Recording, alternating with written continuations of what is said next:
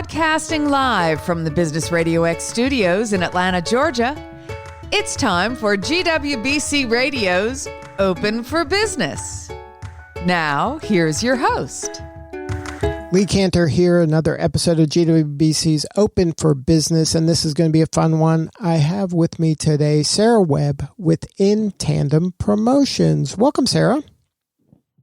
Well, I am so excited to hear you and to be with you today. Well, before we get too far into things, tell us about InTandem Promotions. How are you serving folks? I fell in love with this industry. So we are a branding and communications company that delivers what people crave now and always, and especially now in the midst of all of this unprecedented times, more of a personal connection. We are guided by the belief that emotions are at the heart of any memorable experience, even this one, and we create memorable and meaningful branding programs that connect people with companies that they care about.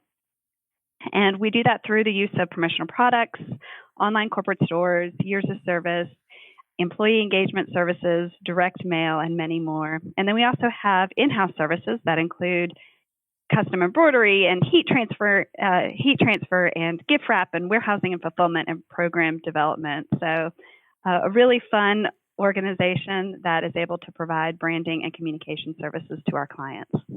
Now, what size is a good client for you? What's a typical kind of profile of an ideal client? Absolutely. So we enjoy working with clients that have multiple locations or are hosting or have multiple events or are seeking ways to engage their employees or their customers. So the range is of good size is around 250 employees and up. We also work with clients that are both national and international. So clients like Delta Airlines and Best Buy and clients of that size where they have multiple locations that we can help serve. And then what are some of the ways specifically like you would serve kind of a multinational company? You mentioned like an online store. Would that be a place where any one of their employees can go and then, pick out maybe some materials that have the Delta logo on it or the company logo on it, or T-shirts, or what are some of the ways that you would serve those kind of large enterprise companies? No, that's exactly what we do. So we'll work with an organization and we'll determine, first of all, what are their needs? What are their demographics? And the whole purpose behind what we do is finding the product that is going to make an impact. Promotional products is the only form of advertising that engages all of the senses. So sight, touch, sound. You have all of the taste from great food offerings and gifts, but then it's also something that's tangible and it's going to have that lasting effect. So as you mentioned, having the online store, our clients are able to have one location for their employees nationally and internationally to go and select product. It's all warehoused here in our facility. But then also, if you think about employee years of service or new hire kits, going ahead and packing and shipping out a new hire kit to an employee that is about to start, and they receive this gift, a week before they come in that has all of their information, so they can go ahead and feel like they're part of the family. Or if you're thinking about, especially right now, we're doing a lot of work from home kits.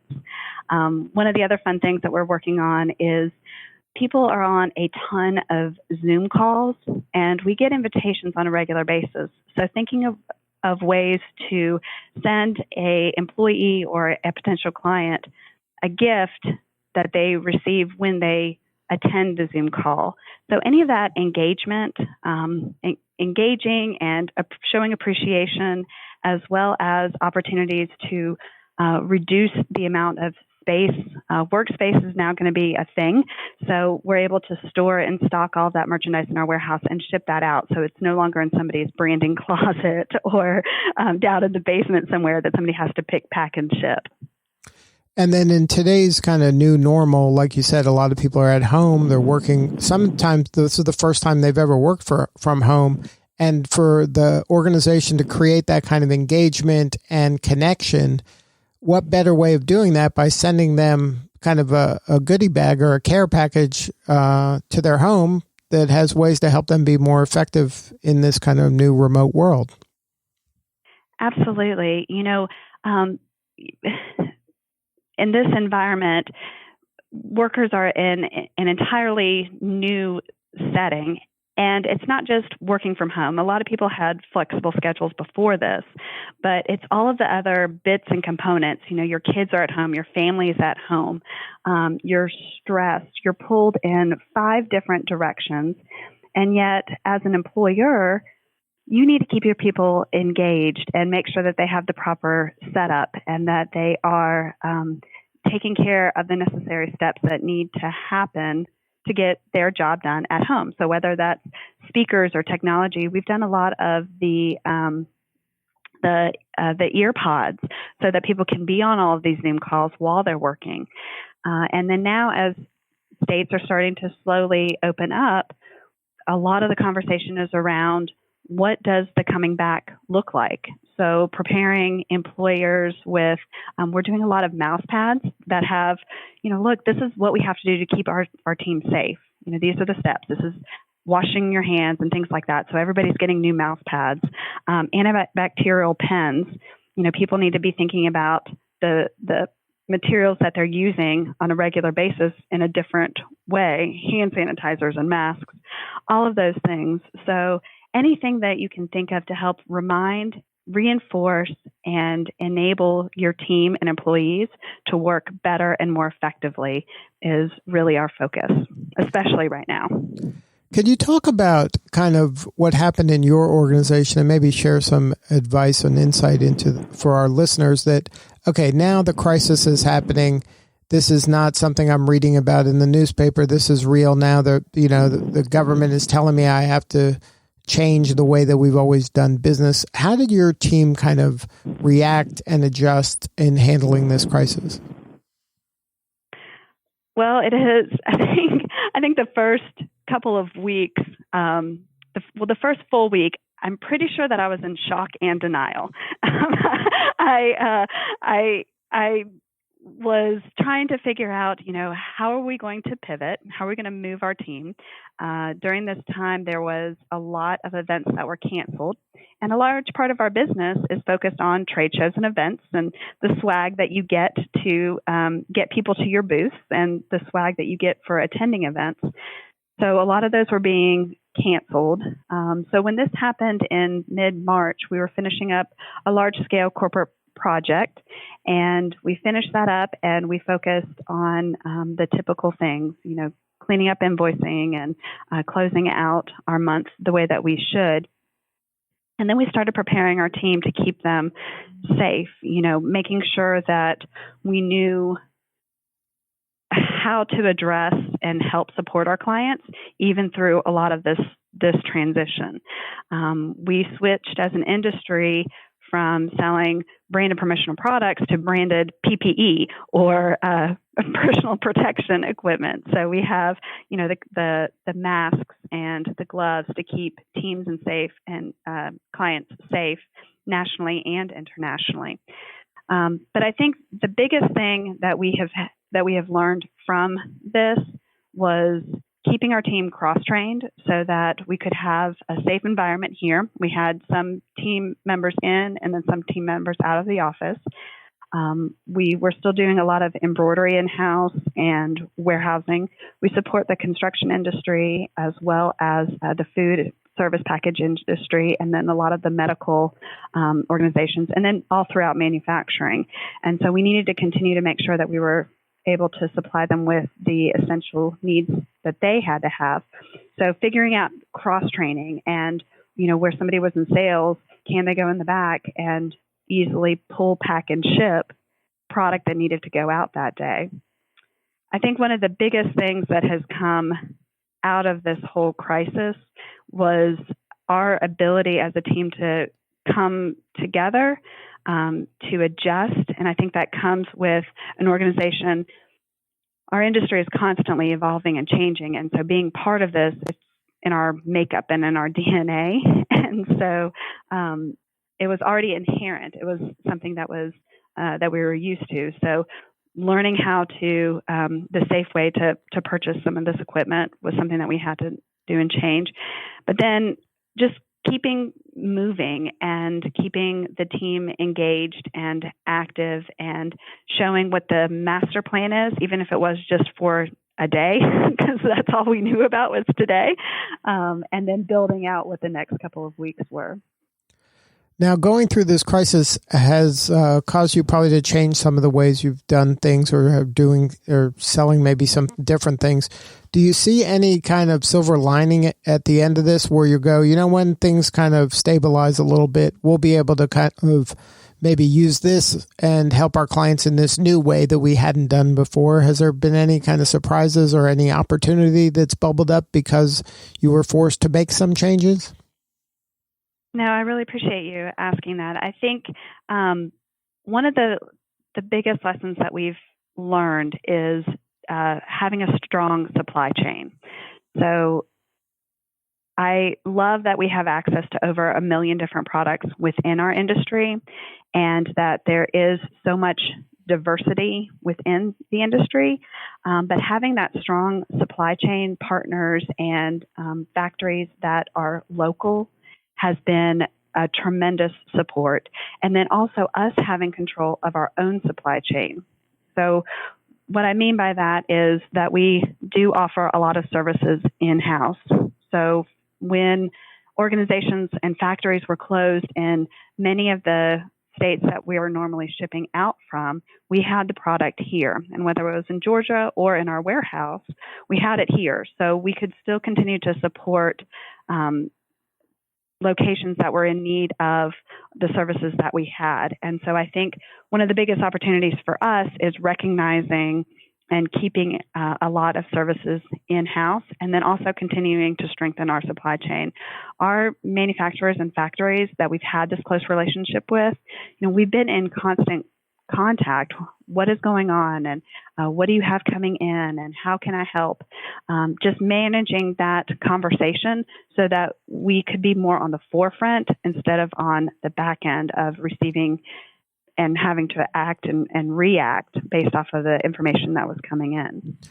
It sounds like that skill of being nimble and being able to juggle multiple challenges simultaneously has really paid off for you during this crisis. And it really, I'm sure a lot of your team members really have stepped up and maybe, I don't want to say overachieved, but maybe surprised you in some ways that they've been able to kind of rise to the occasion.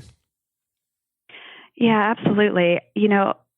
It's very easy to, want to sit on the couch and just wait until this is over. And I know a lot of people that's what they're doing. That's their defense mechanism, and that's how they're handling it. What has been amazing about the team here at InTandem is that it has always been future focused.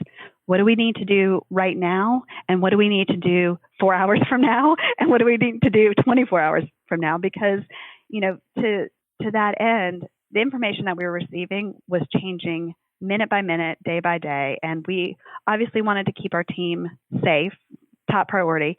But then how do we keep the business moving and everybody employed? And the team here recognized those needs, and we've figured out a schedule of what we could do in-house and what we needed to do while we were working from home. And everyone has stepped up and is taking care of things and is doing things that is not in their quote-unquote job description. And that's also a nature of our organization, but it was definitely more true during this pandemic than it has ever been. And the level of attentiveness and care and detail and just supporting each other as we kind of work through this. Now, how has the GWBC been able to help you? Oh, man. So one of the biggest learnings from all of this is to have that strong network and to have those conversations with good friends and have people that you can rely and depend on. GWBC is a tremendous advocate for InTandem, and I know for other women organizations, but having the resources available, who to reach out to, they were going out to large-scale enterprises and supporting the women-owned businesses and sending out our contact information. These are people that can help. These are organizations that can support these larger enterprises because, again, they're trying to source in a whole new way and find things. But then at the same time, knowing that I had friends and other organizations that are going through the same thing. We're all trying to find out, how do we get funding and how does this work? And having the Zoom meetings and the conference calls and all of the information, they have a dedicated page that was just for COVID. So without the GWBC, it would have been a lot more difficult in getting through this crisis for sure. And that is definitely one of the key takeaways is, take the time and invest in your relationships, invest in networking.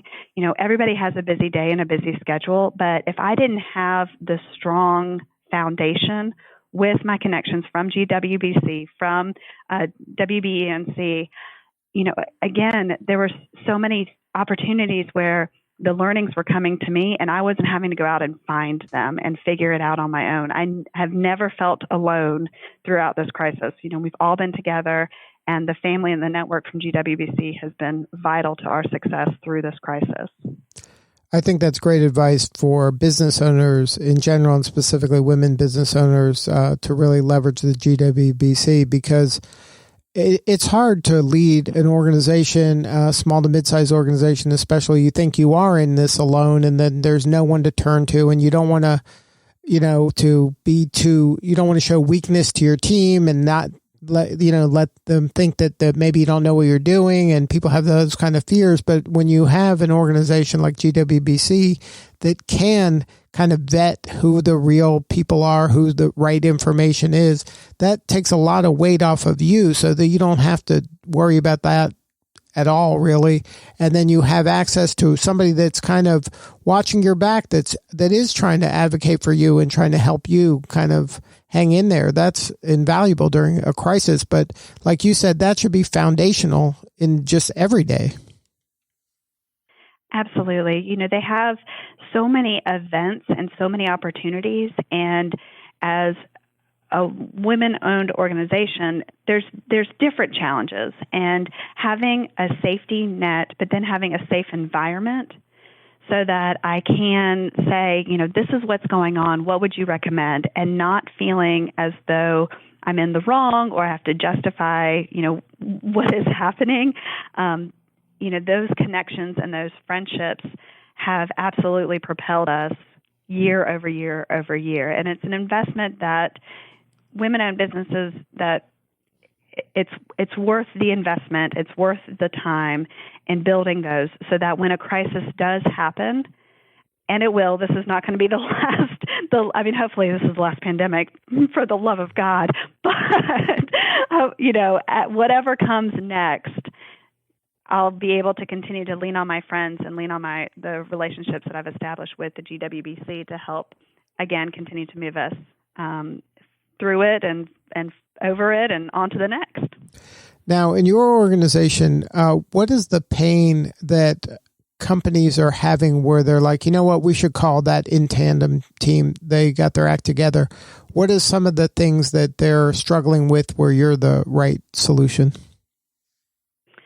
So during the crisis itself, the biggest pain point is locating correctly sourced masks and gloves and the protection devices and equipment that is needed.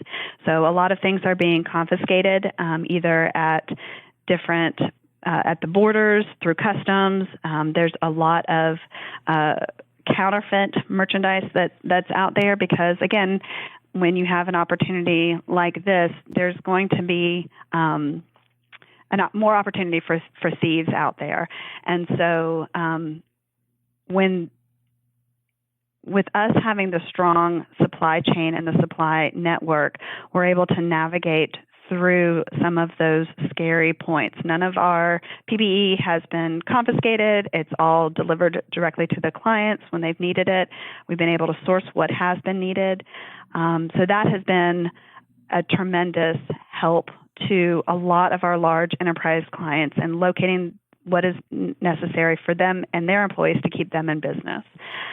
Outside of the crisis, our clients come to us because our focus is on branding with purpose. So we're not just going to say, here is a pen and this fits within your price point. Our focus is on what is going to be the ways that the product is going to make an impact and create that emotional connection between the company and the individual that they're trying to reach out to or engage. One of the things that we say is we don't believe in trick-or-treat marketing, which is if you've been to any trade show and you have a whole lot of like a swag bag that's right up front, people are just going from booth to booth picking up the swag. What do you want them to do when they get it back? And the great thing about promotional products is it does not go in the trash. 89% of promotional products end up being either used by the individual or being passed on to somebody else that can use it.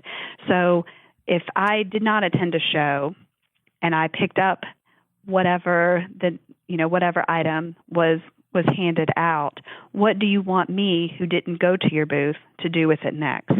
And that's why people call InTandem, is that our focus is on ensuring that your brand, the connections that you're trying to achieve, and that message is fully delivered to the client that you're going after. Now, if somebody wanted to learn more and have more substantive conversation with you, do you have a website? I do. Definitely check us out online. It's InTandem Promotions with an S on the end, .com. Or they could reach out to us. We're on all of the social channels, including Facebook and Instagram and LinkedIn as well. And all of our contact and phone information is there. Well, Sara, thank you so much for sharing your story today and being part of the show. No, my pleasure. Thank you guys for having me. All right. This is Lee Cantor. We will see you all next time on GWBC Radio, Open for Business.